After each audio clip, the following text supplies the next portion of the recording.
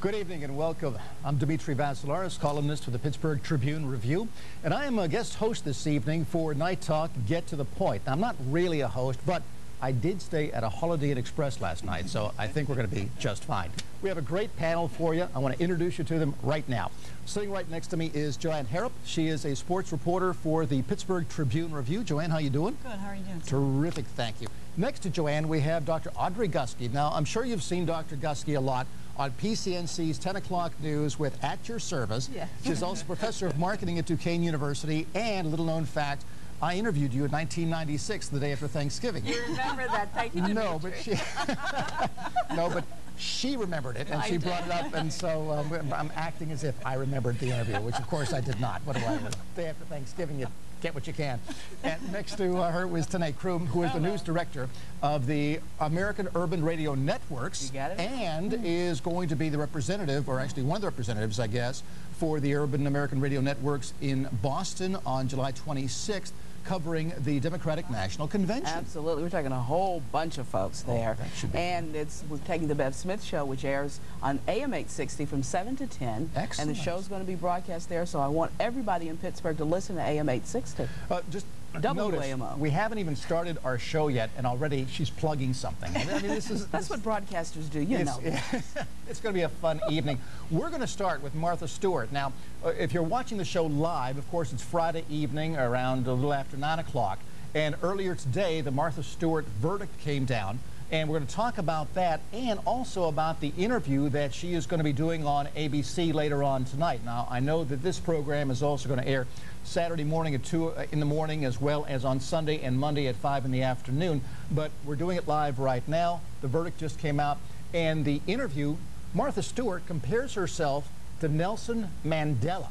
I'm not making this up, I swear. And she also says that she'll have no problem with strip searches in prison. So it's going to be a fun segment, so stay tuned. It is Get to the Point on PCNC. If I start, welcome back. You kind of caught me here. I'm giving them pointers on how to do good TV, and of course, I screw up. Well, what do you expect?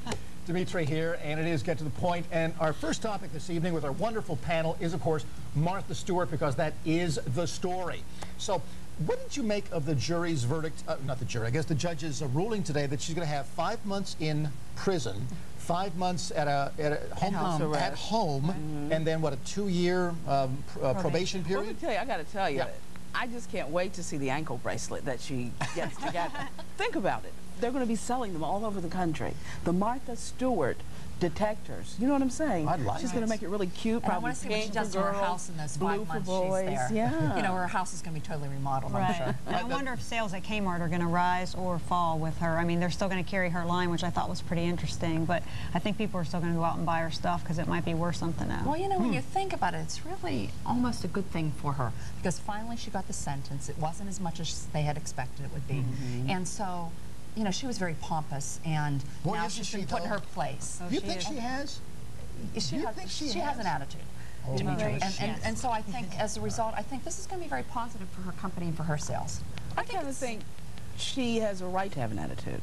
I disagree with the fact of how, to me, they vilified her for such a small thing, and I think that they used her as an example. Small thing? Yes. Lying? Yes. To in comparison to other things, yes. Really? Absolutely, yes. Oh, for heaven's sake. Well, now, what do you make of this? In the Barbara Walters interview, this is fascinating to me, and I want to thank Lauren Applegate, who brought this to my attention, our producer here this evening.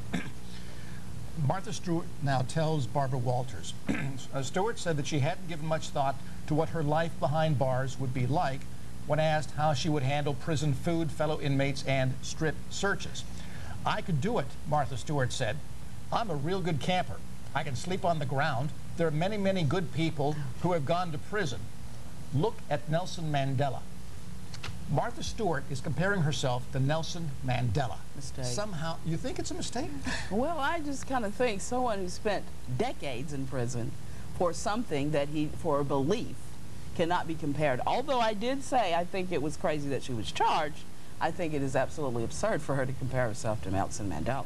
You know, the Mandela thing doesn't work for you, Audrey? Well, the way she phrased it was like, you know, other people who have had some honor and motives and like you said, you know, the ideals behind them. But, you know, from a marketing point of view, I just keep thinking, she's thinking company, she's thinking sales, she's thinking money, and so she's got all the nice sound bites that she's trying to present. Nelson Mandela? I think she's kind of in shock by this whole thing. I think she didn't really think that anything bad was going to happen to her. And she just, I mean, if you saw her face today on television, she was just, it was pale.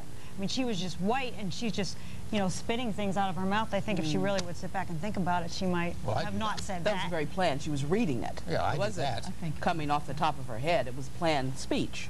So someone advised her, I believe, to say that. But she needs a new advisor then. Do you think that she feels remorse about what she did? She showed some of that today when she was talking about some of the people in her company that will lose their jobs and their families. But I don't know if that was a company line, too, that maybe somebody fed her that, too. Probably. I don't know. I got the sense that she had no remorse. It's not as if she said, look, I'm sorry for what I did. Instead, she seemed to be saying, I'm sorry that some of the people now in my company are going to get hurt. Right. I'm sorry about the stockholders. I'm sorry about this, that, and the other. Right. Sorry I got caught, which is something I say a lot too, by the way. But nothing about, I'm sorry that I actually did this. I get the sense that she doesn't think that she did anything wrong. When you think about it, Dimitri, she's been punished an awful lot. Her company stock has gone down significantly. You know, I mean, her company is her heart and her soul. And the fact that she's lost a lot of employees, I think, has been an issue for her. She's a perfect person. Do you think that they went after her because she is a BITCH? Partly. Yeah. I think. And there's a lot of people who don't care for her, so they're probably pretty happy. She's a woman. She's a woman. Sorry, I have to say that. Yes, well, absolutely. Panel, because she's a woman. See what your news director. Because she's a woman in the position she's in, a high-powered woman, wielding that much, growing company. Major thing is she did not kowtow, and she was not a remorseful person. It seemed in life. She was a person very self-assured, which some people could translate into being pompous or arrogant, which many times they say that about women who have those personality traits, but a man, of course, is strong and very professional and businesslike. Like Ken Lay, for example, with Enron. Well, about time he got in some handcuffs. Boy, tell me about it. It's a long time coming. Yeah. Exactly. So you think that she was actually targeted because she's just kind of a nasty person, a little too abrasive, a little too... I think she had that image, unfortunately, that she was just, as Tanae said, you know, it was just who she was, and she's very pompous and she's very successful. And I think part of it was because she was a woman and she was singled out. And I know there's a lot of unethical things happening in business nowadays, and that needs to be stopped.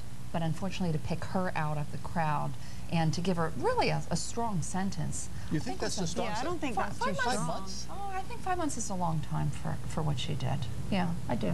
5 months in prison, 5 months at home. What could she do in 5 months in prison to make the prison look better? Do a whole Martha Stewart living thing in prison? I'm sure she could do it, and it would look perfect. What because would she doesn't she mess do? up anything. Seriously, what would she do? Well, she put nice little curtains on the bars, I would think. Nice. She could probably put some kind of a haiku thing going on, something on the bulb, so it's probably not bare. I don't know how the prison They'll have looks. fancy cookies at lunch. And the smell, the fragrance. And think of the sheets flowers on the bed. Yeah, What kind of sheets? Prison what is it, sheets. 400 stitches? Yeah, 420 count or whatever it is. Yeah. You know, she put pretty pictures on the wall, unlike some of the crude drawings that you see in the movies. This would be Martha Stewart prison living. That's I like right, that. exactly. This would be a whole new line. No, of course. Okay, now, did you buy any of her stuff at Kmart? Never seen it. I have not. I've seen it, but I have not bought I any. bought some things for my daughter's room. Okay. Do you think sales are going to go up or down or stay the same? Well, sales have been stable, in fact, dropping a bit. So I think as a result of this sentencing and finally everything sort of being done and almost behind her, I think that sales are going to stabilize and increase a bit. You know, when you think about a celebrity like Martha, and people considered her to be sort of a nasty, very aggressive, Oh, yeah. assertive woman. And so I think when people may be thinking she got her due, and now as a result of it, they're saying she's becoming more human. You know, a lot of sociology studies have shown that, you know, she's more endearing to us now because she's now human. You know, she does sound endearing comparing herself to Nelson Mandela and not really apologizing. I don't think she buys this at all. I think why should she apologize if she said she didn't do anything wrong? Well, you raise Some people do that to get sympathy and to be seen in a certain light.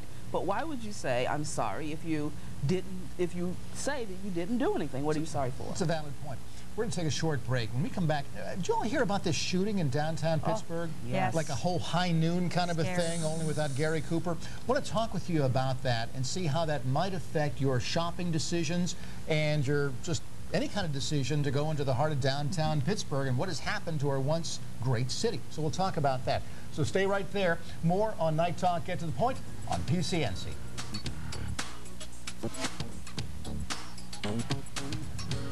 You should hear some of the conversations that we're having here with our panel here. This is great stuff. I wish we could actually air this as well. We were talking about downtown Pittsburgh and what happened. Actually, a very serious subject. We went from Martha Stewart's insanity now to something that really is kind of crazy and that happened in downtown Pittsburgh a few days ago, and that is, well, a shootout at high noon almost. We had a couple of, in fact, I'm not even quite sure what happened, but I'm going to ask my panelists because I think they have a better sense of the situation. Now, today you're nodding your head. You know the story, right? Yeah, basically, it's my understanding that there was a gentleman who had a problem with another man over a woman. A gentleman? They came in, well, I'm being kind. I don't know them personally. He came into a store, they saw each other, and that is when the high noon action started. And they took it out to the street. It was a clothing store they were at. They met randomly, and then this happened. So people are saying it was an isolated incident. So the guy is there with the woman. Correct. They're a couple. Well, I don't know if he was there with the woman. was there, I think but the they two just guys saw were each there. other. Just two guys. And been having a problem over a woman. Must have been some kind of woman. I mean, I can see Helen of Troy, Well, you know, women. Well, go ahead, say it. Go ahead. Oh, now you know she's got something good here. Come on, Joanne, say it. Women are worth a lot. I don't know if they're exactly that, going that far, but sometimes that happens, and you know, it's kind of a shame that we have that in our city because there's already enough problems in the city right now. How did that make you feel? Because most, I mean, shoppers primarily are women. I mean, there's no question about that. And I know that the city of Pittsburgh, Mayor Murphy, wants more shoppers in downtown Pittsburgh. As shoppers, are you now less likely to shop in downtown Pittsburgh because you don't know what kind of idiot could be there with a Glock doing whatever? Never, not at all. You don't know where someone is going to be. You don't know if someone's going to walk in this room right this moment during the show that could have some kind of a problem mentally or with you because of something you've written in the paper. Oh my goodness, let's all run. Good grief. Seriously though. Well, that's why we have Mike the intern here from Crafton. He's the one who's going to take the bullet for us. Exactly. That's how he gets the free tickets to the Bucks games. But you know, Mike you bring a very valid point because the city has been struggling for many years to try to get shoppers downtown, whether they're spending money in department stores or restaurants or entertainment. And this is the last thing the city needs, even though my understanding is it's been since 2003 since something like this happened. So it's been a year and a half. Oh, well, a year and a half. Something in the middle of the afternoon. But still, it makes people very leery. It's unfortunately another nail in the coffin. The thing is, I'm a shopper, and I will pretty much shop anywhere. As a matter of fact, I was downtown shopping today. So it's not going to stop somebody like such as myself, but I'm sure there's a lot of women and men now that might think twice about going downtown to shop, and like she said, I mean, that's not good for the city. But then the people were downtown during work hours. So actually, the people are going in during the work time. So does that now mean people going to lunch, which is what most of those people were doing, will they be afraid to walk around down on Fifth Avenue, I believe is where it happened. Maybe for a couple of weeks they may be, but hopefully things will blow over if nothing else happens. Hopefully. I hope you are right, but I must tell you, when you just, something you said earlier I thought was quite telling, that this hasn't happened since 2003. Right. We think that's a long time ago. Yeah, I mean, I don't think that's a long time ago. I mean, if it happened maybe in 1803, that would be a long time ago. But 2003, to me, that's one more reason to go to Ross Park Mall or South Hills Village or Monroeville Mall, because I don't want to get killed over two guys fighting over a woman. I mean, I can't comprehend this thinking. And it's the whole thing. It's just the inconvenience of shopping, the parking, you have to pay for that, and a lot of other issues that downtown retailers have been struggling with. We've lost Lazarus, we're losing Lord & Taylor's. I mean, what can we do to pull people in? There's so many people who work in the city, but they don't stay in the shop afterward, they don't shop at lunchtime. Don't stay open late enough anyway. Well, in fact, you're raising a good point. You're raising a point about some of the more acceptable or the nicer, trendier stores, but it's my understanding, and again, please help me out with this, that Mayor Murphy and some of the others did not want some other stores that are still doing business in the city to stay there, like in that block, like a PNC, the Lazarus area there, like a wig store and Candy Ram and some of the others. It was my understanding, and I could be wrong about this, so I need your help, that they tried to close some of those stores or encourage them to leave. Do you know anything about this? Well, I think what they were trying to do is pull some anchor stores in, some of the bigger names. So they wanted a Nordstrom's, which they never got. They got the Lord & Taylor's. That was a huge thing. And they were very excited to have them here. And Lazarus never really established their name, but once again, it was more of an upscale store. So I think they're thinking by bringing these huge department stores in, it's going to be a draw. And then when people are in the downtown area, in addition to shopping in these department stores, they'll go to some of the smaller specialty stores. Right, because the smaller stores are not going to pull people into town. It's, and yet, I think it's my understanding some of those smaller stores that appeal more to a lower income customer are actually doing okay, like the wig store or some of the other urban. I don't know necessarily lower income, but I would certainly say an urban crowd. An urban crowd. Because lower income, because of the prices on some of those things. Yeah. You know what I'm saying? The tennis shoes for $60, I guess they call them sneakers or something like that, for $100 and all of that. Where do they get the money for this That's stuff? my point. How could they be so low income if they I never understood this. I just never understood. And supposedly low socioeconomic challenged youth having, you know, $150 tennis shoes or something like that, or sneakers. I never understood that, you know, at all. So it's a status thing, is what you think? Right. Yeah. Okay. Let's talk about something completely different that I just found fascinating. I want you to think about this, and the viewers as well. There's a story out of Lebanon, PA. A guy who went to his doctor. This happened just a few days ago. It was an Associated Press story that I just found fascinating. Goes to his doctor and says to his doctor, "Doc, I drink a 6-pack of beer on weekends, on Saturdays and Sundays, 6-pack a day, but only on weekends. Nothing else, nothing else." The doctor fills out a form that the state of Pennsylvania has saying that the doctor thinks his patient might be a menace on the highways, that this drinking a 6-pack a day only on Saturdays, only on weekends, could affect his driving. So the form is sent to PennDOT. PennDOT reviews it. Some clerk looks at this and says, well, the doctor says this could be a problem, so we're going to pull his license.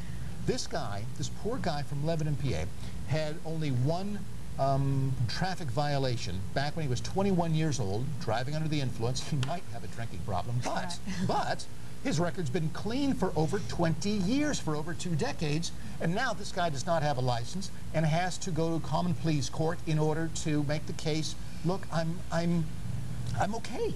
So I want you to think about that, different angles about this story, and we want to talk about that with you in the next segment, all right? Okay. Fascinating stuff. I can't wait to hear what they have to say. Come to think of it, I can't wait to hear what I have to say. It'll be pretty good. Stay tuned. More Night Talk, Get to the Point on PCNC.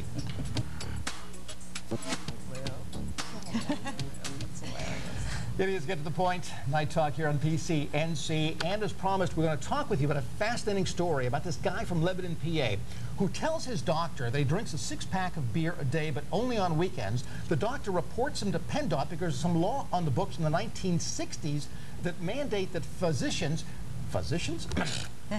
doctor, it's Friday night. Would you stop? It's not like I'm in denial or anything like that. I'm just, anyway. So the law says that a physician has to report his patients to PennDOT if the physician thinks that the patient might be a menace on the roads. And the doctor thought that this guy could have a problem, and so now PennDOT pulls this poor guy's license. So I want to talk with you about that. What do you make of this story? What do you think about all this? I think it's very interesting, as you said, and what is kind that's of... why I brought it up. That's the whole point. You know? Well, I agree with you then. Well, that's a very wise woman. You can just tell. And I think it's kind of interesting that the physician was, you know, really listening to what his patient was telling him, and now with DUI and probably 1 or 2 beers, then that gentleman would be legally drunk. Now, we don't know that he's going to get in a car and drive, but at least there's a concern there. So maybe he should have approached the patient about it first before he went to PennDOT, because if you've ever dealt with PennDOT before, it could be years before that guy's back in a car, and you know, he may never get back. He may never get his license back. And my understanding, he had to hire a lawyer. Oh, yeah. And he claims he drinks at home and he doesn't even drive after he's been drinking. Right. And so it's almost like he's been picked as a scapegoat to be pointed out. Today, what do you think about that? I think it's scary. It's another intrusion into lives. And to me, it doesn't even follow logic. And I mean that to say, if he's drinking all this beer and if he is a menace, PennDOT, I would think, would have a record of it.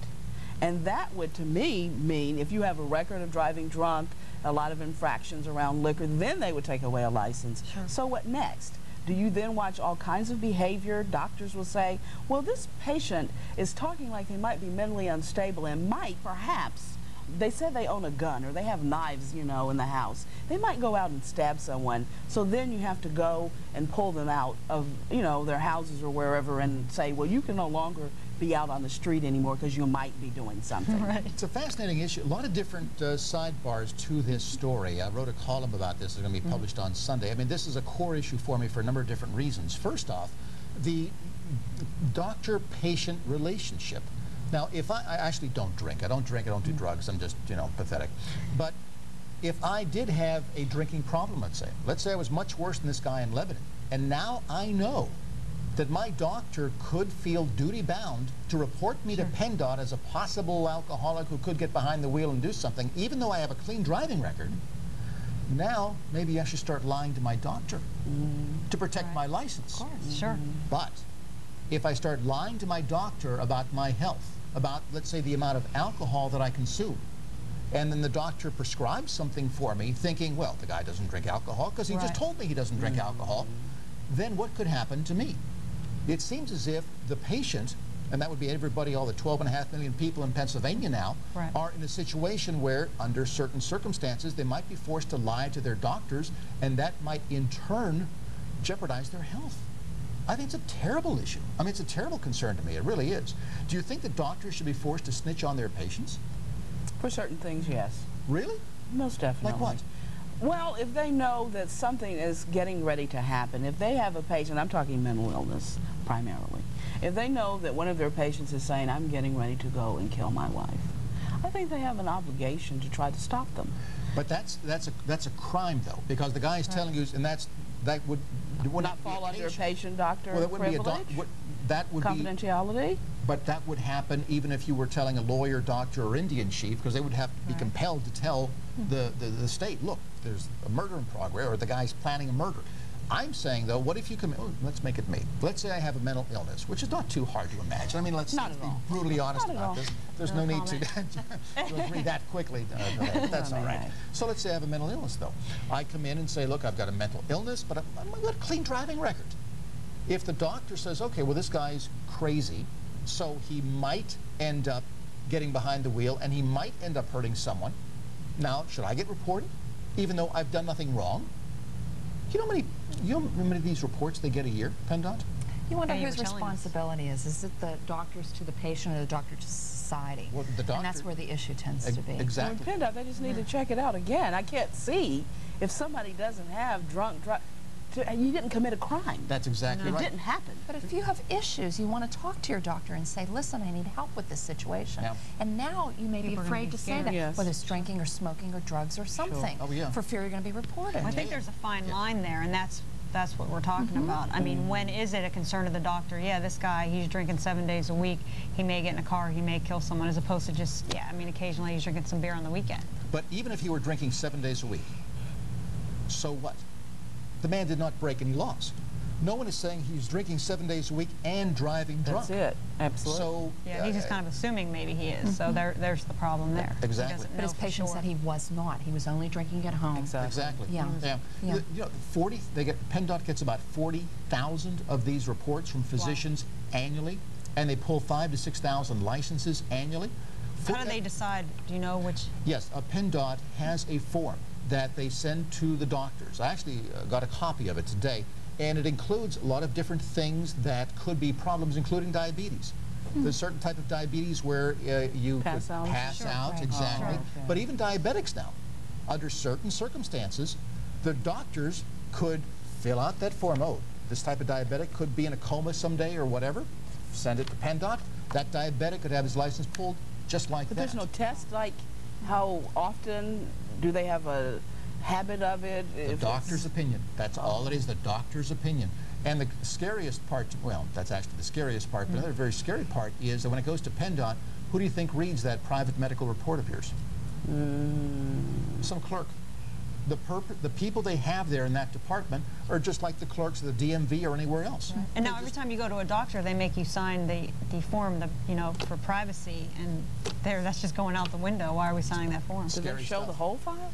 No, only the doctor's portion saying relating to this problem, and that's why.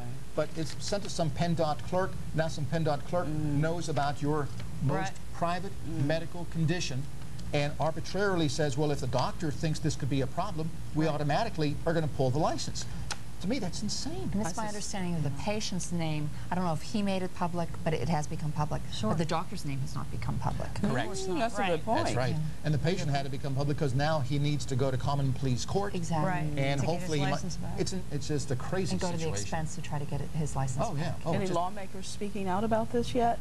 Because it seems like there could be a call for some legislation to try to change something. Well, I think after they read my column in the Trib, they'll probably start. That's my guess. Okay. Well, you're pretty good at making people take action. Yeah. So there you go. Yeah, but that action's mostly coming after me with that's pitchforks. true. And all that. You devil, you. More on Night Talk, Get to the Point on PCNC.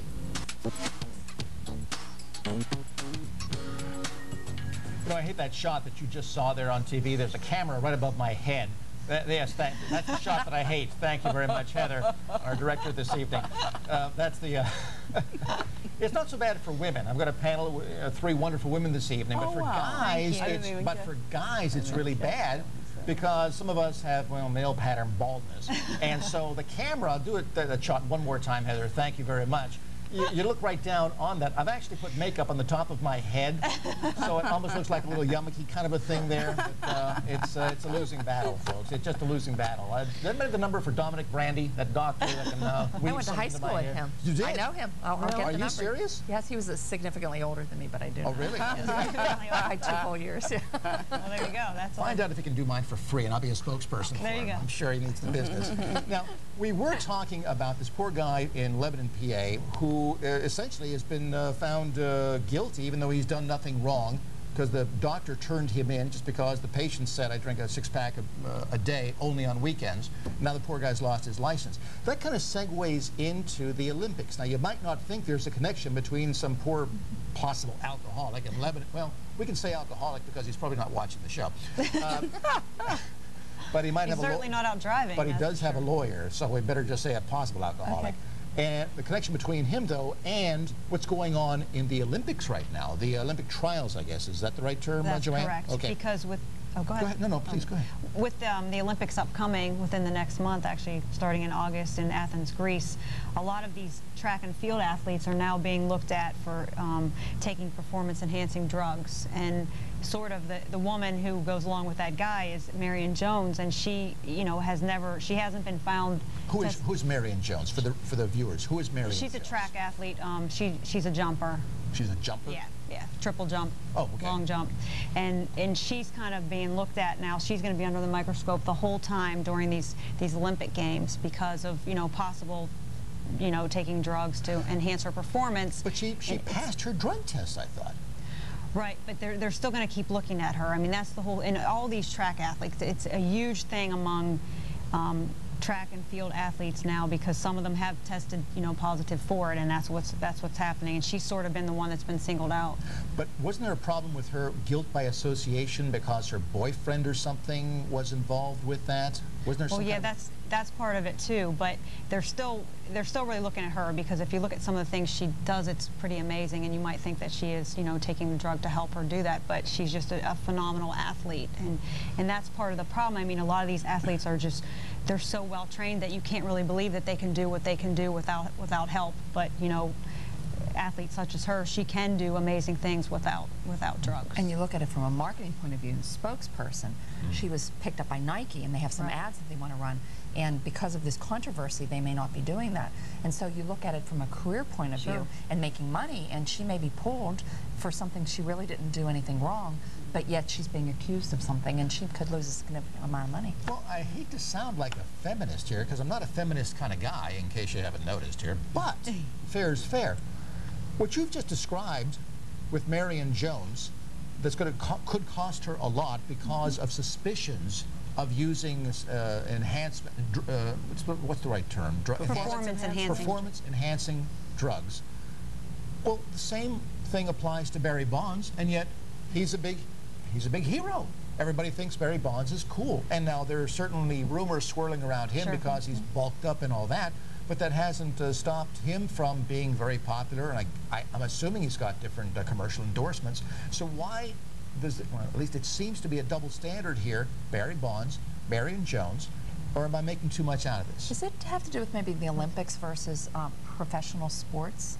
And maybe Olympic athletes are looked at differently because they're supposedly more pure and...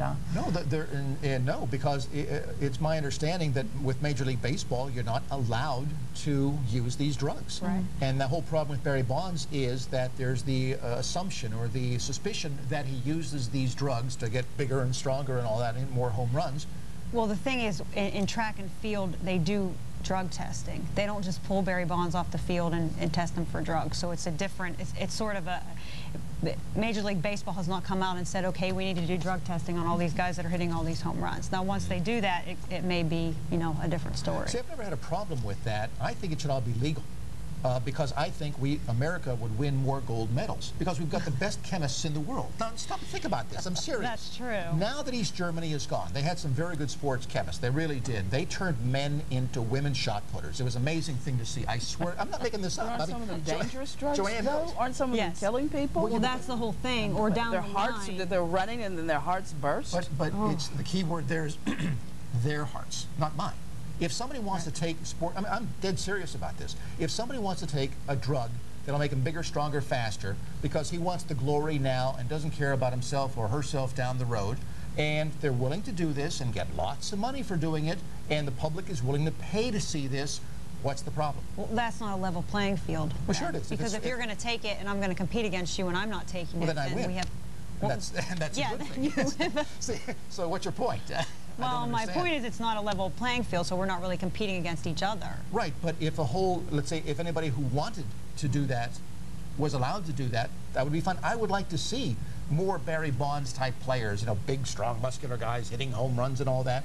If they want to do that to themselves, why not? Then it starts getting to the high school kids, the college kids, good point. And then, you know, I mean, grade legalize all kids. drugs then. Everybody can do whatever because and it's their the pressure and all these athletes. And that takes away the purity of sports. Purity I mean, you're trying to, just going out there and working yourself and lifting weights and getting in shape. But it's a lot easier just taking drugs. Well, you know, just a little, you know, it saves so much time, I would think.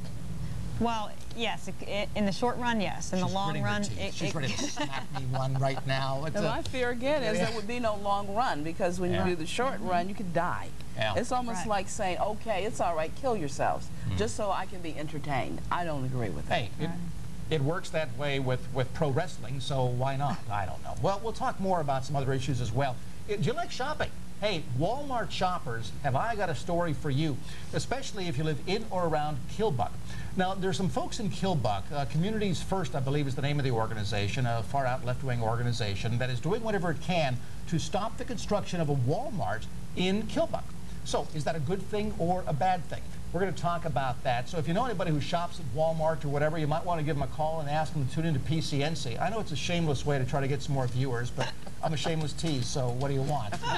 Sometimes I feel so dirty. But, Night Talk, get to the point. PCNC. All right, confession time. I don't go into Walmarts too much. I just don't care for the store. They do a great job. They're very successful. I wish them all well, but it just ain't my kind of store. However, I believe in live and let live. So if, for example, you want to go into Walmart and spend your money, I think that's perfectly fine. And if Walmart wants to use some of its own money to build a store that in an area that it thinks it can make money in, fine with me. What do I care? Well, there's some do-gooders out there who seem to care a great deal and just have it in for Walmart, and for the life of me, I will never understand why. Kilbuck is a good example. Now, Kilbuck is the home of all these police officers that have all these speed traps, and they make a fortune if you just look at them the wrong way. Well, that story has actually now kind of gone on the back burner, not just because Kilbuck is thinking about getting rid of its police department. I'm not making that up. They really are thinking about doing that. But the issue now is, should Walmart go into that space there at Dixmont Hospital on Route 65? Now, I happen to think that if Walmart wants to do that and it's their money, fine. What do I care? But there are some people who think, no, that's a terrible idea. So now we got Dr. Audrey Gusky here with Duquesne University, and she's a professor of marketing. And you're nodding your head going up and down, up and down. Yeah, I've heard all the see, I'm looking at the camera here, and out of the corner of my eye, I see like, this. yes. I see this. You know? It's like a big bobblehead doll here, you know? So why were you nodding your head? Do you agree with me or disagree? Well, both. Let me give you the viewpoints of both the views. All right. Walmart obviously is huge, a huge conglomerate, and what the concern is, it is so big and so powerful, it tends to put the mom and pop stores out of business. Sure. And if you look at Walmart, in 21 states, it is the largest employer. There are more people in Walmart uniforms than in Army or any kind of forces. Well, isn't that a good thing? I don't know. In one day sales, they made $1.43 billion, which was more than the gross domestic product of 36 countries. Well, yeah, most of those countries are in Africa, where they, they make about $1 a year, for heaven's sakes. I mean, come on. Dimitri, you're looking at this huge organization. What's wrong with that? Well, I mean, it isn't. You know, we are a democracy. We are, we want to, American entrepreneurs, and so we want to have all of this capitalism coming in. But the point is are they too big? Are they too powerful? I mean, you're making the face. You said capitalism, and now you are actually making a face. I am making a face again. Do that face again. There you go. My concern is when you get that big and that powerful, you lose competition. And as a consumer, I want the other stores to be there, the small stores, the Kmarts, the Targets. Kmart and Target are small stores. Well, look. They're not small. Tanae, look at Tanae looking at you. Tanae, explain this to her, because you understand this. Go ahead. Kmart and Target small stores. Well, maybe Kmart's a small store now. Well, they're hurting now as a result of Walmart. Exactly. But they still have Martha Stewart. That's right. Exactly. That's true. Yeah. But it's fearful for consumers because you want other stores, whether they're small specialty stores or some more of the mass merchandisers. What fearful? Are you fearful? I'm not fearful. I think, the more Walmarts, the better. And that's a convenience. When you kill every other store and all you have is Walmart around. And that's been the biggest criticism. Right. For example, in Los Angeles, an African-American community, Walmart is going to hire, but the masses were protesting because your argument, they are going to be closing small businesses. They're just killing small businesses. But even if you don't put this one store up in Kilbuck, that is not going to, how much of a difference is that going to make among the small stores? One Walmart in Kilbuck. Or weigh the money you make as opposed to this, I don't know. Now, does Walmart say to the customers of the small stores, we have people with guns, and we're going to stop you from going into the mom and pop stores, so you have to shop at Walmart? Is that how they do it, No, but Audrey? if you pay 30 cents for a can of tomato soup at Walmart, and you pay 55 cents at Giant Eagle, a lot of customers will go to the Walmart to save the money. Isn't that a good thing? Well, it sounds like a good thing, but my concern is if you like tomato soup. Now, if you don't like tomato soup, then of course, who cares? And of course, because they're so huge, they can buy in mass quantities. But isn't this? Anytime you're starting to talk about this, you're making a face. This is a good thing. I'm worried about the competition disappearing, and the fact that I envision in the year 2006 nothing but Walmarts all over the world. What would that mean? Walmart world. What would that mean?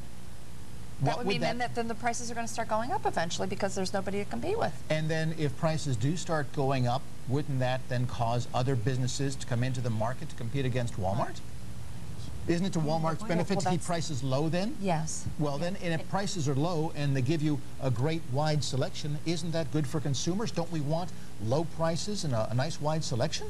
And that's what they sell Walmart. Exactly. So they can't really change it. They're going to change their whole marketing scheme from the little yellow guy that bounces and drops all the prices. And the happy little... There's that whistling thing. Senior citizens, I like the fact they hire a lot of senior citizens. They do. As greeters, welcome to Walmart. Want a sticker? Yeah. I'm actually practicing for that when I get to be a senior citizen. Really? I want to be a Walmart greeter. Welcome to Walmart. Want a sticker? I can do that. Okay, we're going to switch gears here and go from Walmart to slot machines and what's going on in Pennsylvania here with this whole gambling bill that supposedly is to reduce property taxes, but it's a big lie. I've been writing about it in the Trib for a while, and what we're going to talk about here, though, is I'm getting attitude here. They're actually laughing at me as I'm talking to you. This is not a good thing. So we're not looking at your head. We're going to That's right, exactly. Stop focusing on my bald spot, please. We're going to talk about this 1% ownership. Any of the politicians can own up to 1% of Walmart, of a gambling license in Pennsylvania. There are 14 licenses, which means they can own up to 1% of 14 different gambling locations. We'll talk about that. Night Talk, get to the point on PCNC.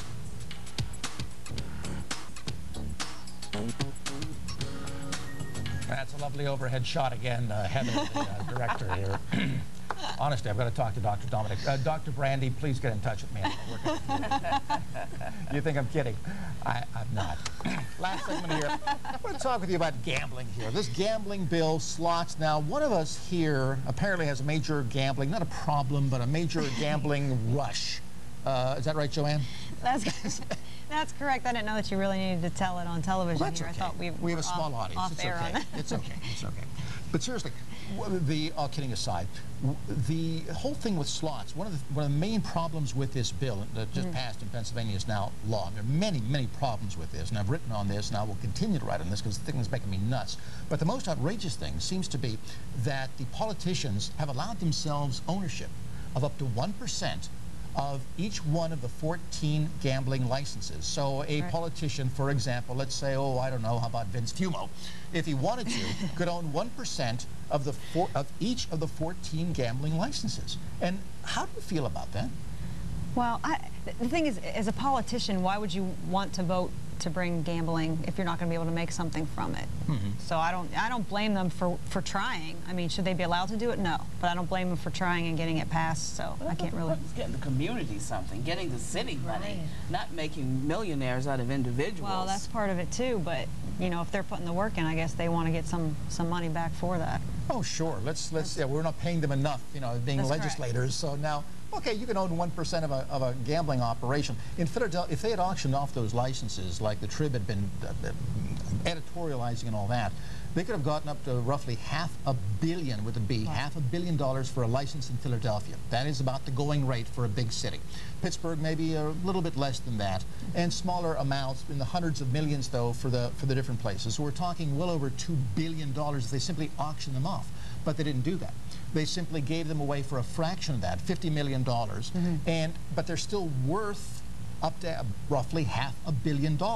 But they were given away for like 10 cents on the dollar, and they're going to be given away to the insiders, the ones with the best lobbyists, the best connections and all that kind of stuff. I think it's outrageous. I really do, and I really believe that the legislature should go back and say no. You're not, we have to get ourselves out of this thing because this is just wrong. I mean, this is just plain wrong. It's just crazy stuff. Anyway, so any other thoughts about gambling? Do you think this is a good idea or a bad idea? I always was opposed to it. You know, when you look at other cities like Detroit who brought the gambling in, and maybe brought a lot of money in, but it also brought social issues such as more crime and people having gambling addictions and things like that. That's the face you made when you talked about Walmart. Yeah. Same face that you made. It's a serious face to me. I use it in my class at Duquesne as well. So you just wonder, is it worth are we selling ourselves out for the money? I don't know. Diane, what do you think? I think desperate times call for desperate measures. Pittsburgh's bankrupt almost. So I think a desperate thing. I think that the gambling, despite the fact that it might bring in some problems, is going to bring in a lot of money. And I think it can help the city, I hope. And give people a lot of fun. Well, yeah, because you like that stuff. I like that stuff, right? By the way, do you have a birthday coming up in a couple hours? Yes, I do. Happy birthday! Happy birthday. Saturday morning. You can have a happy birthday celebration here. Thanks a lot. That was supposed to be off air, too. Oh, I'm sorry. I guess I screwed up again. I want to thank all of you. It was terrific. Thank you so much. And thank you as well. Don't forget Ann Devlin Monday through Thursday here on PCNC.